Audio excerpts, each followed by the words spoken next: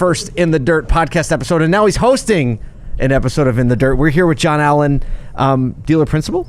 General manager, vice president. Okay. Allen Chevrolet Cadillac. All right, and where's that? That's in Monroe, Michigan, just south of Detroit. And you are 40 under 40? Yeah, the Automotive News 40 under 40. Oh, just the little one. Yeah, just a little one. That little one no one's heard of. Yep. Just that massive conglomerate. Was that this year? Or Yeah, that was, I got presented with it in March. Oh, okay. Yeah, and it was nice, and I was the only one they did a full spread on. Yeah. Oh, really? Yeah. Okay, what good things that you tell us what good things they said about you? Well, it basically was just an interview. It's very humbling. So Yeah, tell us about that what process. I thought was weird though was that they gave his pants dimensions in that they did. article. They did. I thought they'd be bigger. I was like, that's weird. This is weird. I thought they'd be bigger. I really did. Hung like an Allen. Okay, Yeah. keep going. Michael, it's a real low. No, they kind of touched based on our story, and I've done. There's been several news articles, and I've done a couple radio shows and everything on our story, and they kind of touched base on that and automotive news article. So it was nice and it was flattering, and it was very humbling, and to see where we've come and to where we are, it's nice. It's because sometimes we're so far looking ahead and everything, we forget to see how far we've came. For sure. So how did you get into the business? How did you get into the auto industry? Yeah, so I'm third generation.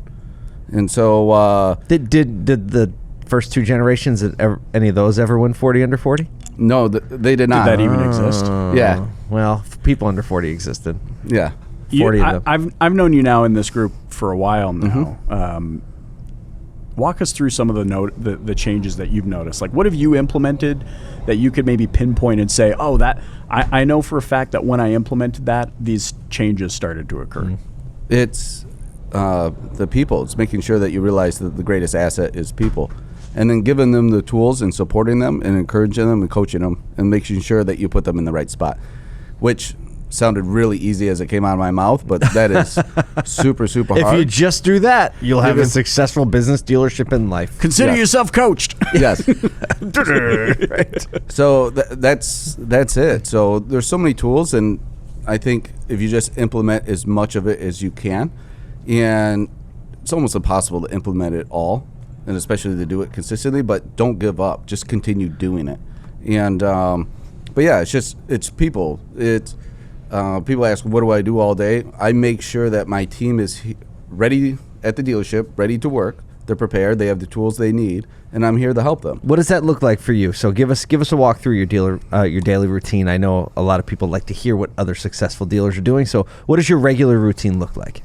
Yeah, so I have a 7 a.m. meeting with my fixed ops director, and then we go directly into, I have a advisor training for 10-15 minutes, and then after that I go into we have a tech meeting at 7:45, and where we talk to all the techs, what's going on, fill them in. Sometimes that's 5-10 minutes.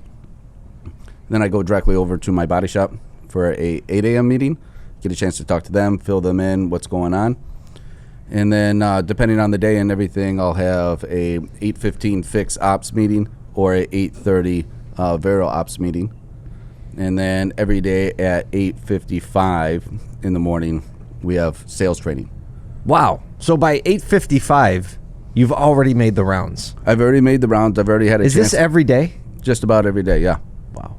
And then obviously, I'm a human being. Things happen. I have 2 toddlers, right? So there's certain days that I can't do it, but they know that if I'm not there, there's a reason. Mm-hmm. And so because it's so consistent that if you miss a day or two, obviously I'm not at the meeting today or tomorrow, right? So it's not the end of the world. So it just keeps going, and you get a good sense, and they see that I care, that I'm here to help, and it's worked really, really well. So. How do you regulate, as an entrepreneur, as a business owner, how do you regulate the emotional responses that you give? Because I know not every meeting is going to go the way that you want it to go. Maybe there's going to be disagreements along the way. You're going to have things thrown at you from different angles that maybe it's family, maybe it's something in the business that you really want to be working on, but you got to do this meeting. How do you regulate your emotional responses so that you're present in all of those meetings, so that your team gets the sense that you're giving them the best of your time. And I'm kind of asking selfishly because I think that's something that a lot of leaders struggle with, is knowing, like, how do I remain present for the task at hand, even though in the back of my mind I'd rather be somewhere else or working on that other problem that I think is a bigger deal. Because it has to be meaningful. And for me, those meetings are very meaningful. I mean, it's 5-10 minutes, sometimes 15. So they're short, and I'm not just going over blah stuff that isn't important. If I finished all the important discussions and everything is done and the meeting's over in 5 minutes, then it's over in 5 minutes. But everybody knows, everybody's there present, and I think that's why. It's not like, hey, we have a 15-minute meeting and then we got done in 7 minutes, and then we're like, hey, how was fantasy football? So it's done and it's over, right? Boom, 5 minutes, we're gone. We're good. Yeah, we're back done. to work. Good to go. Why did I find I don't know. You really like that the one. way you delivered fantasy football? I was like, that just tickles me sideways. So we're rounding out a pretty crazy year, right? Actually, the last 3 years have been pretty crazy years. 2023 is about to start, right? We're in the last leg of the race. What is your focus going to be like from an organizational management, like the battle plan for 2023? How are you orienting your team to head into the next year? Well, this is going to be a dogfight. And a lot of us that's been in this for a while, I mean, we're familiar with this. So a lot of lessons that we've learned. What do you mean? Explain what you mean when you say dogfight. It's going to be brutal. It's going to be ruthless. And I'm looking forward to it. We're trained and we're prepared. We built our entire dealership based upon this dogfight. I think it's just going to be a straight up massacre on our end. We're just going to destroy it. We're going to donkey stomp people. And the analogy just keeps thickening. I know. It's like, we're going to murder people. We're going to curb stomp. We're going to cut heads. We're going to make them bite the curb and stay on the right. Because in 2008, 2009, I was on the receiving end of it. It's payback time. 2011, I got fired from the dealership with my name on it, and I left with no car and $100 to my name. Wow. Why? You know, now I have cars, and now I have commas. You know, cars and commas. Right. So that's the difference. So it's a new podcast. I'm just like, I have cars and commas. Welcome to the Cars and Commas podcast. I have neither, but here's someone who does. So we built it based upon people, used cars, and service, and still working really hard on that service part. And but we keep growing, we're keeping getting better, and basically just trying to make our dealership bulletproof. So you're running into this dogfight of a year. You're ready, you're prepared, your team's ready. What is it that you feel like you offer your consumer base that is better than everyone else in your market? What is the one area? If you had to pick one area, right? So what would you say you're just great at?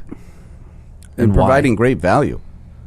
What do you mean by that? Unpack that a little bit, right? So value. So even, I mean, everything that we bring into from the sales process to our environment. I mean, you walk into our dealership, you can just feel it in the air. I mean, we've been in the businesses. You walk in, you're like, oh my, is this place open?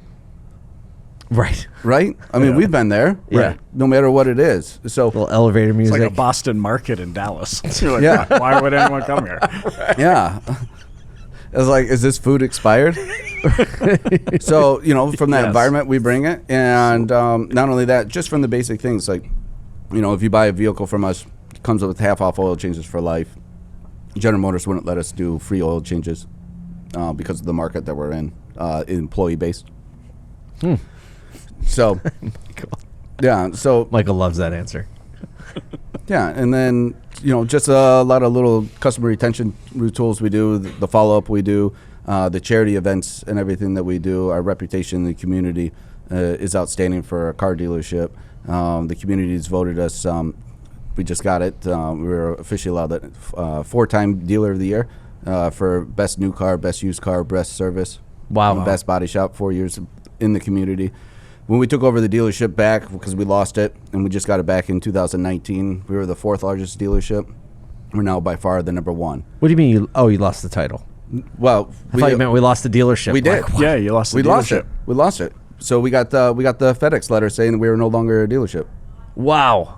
Hey, at least they sprung for FedEx. Yeah, they did. Well, they wanted to make sure they could prove that you got it. That's the only reason. That was it. It wasn't magnanimous. Received. Yeah. Yeah, so ours was great. So they said it'd show up on a Tuesday, and if you didn't get it on Tuesday, you're good to go.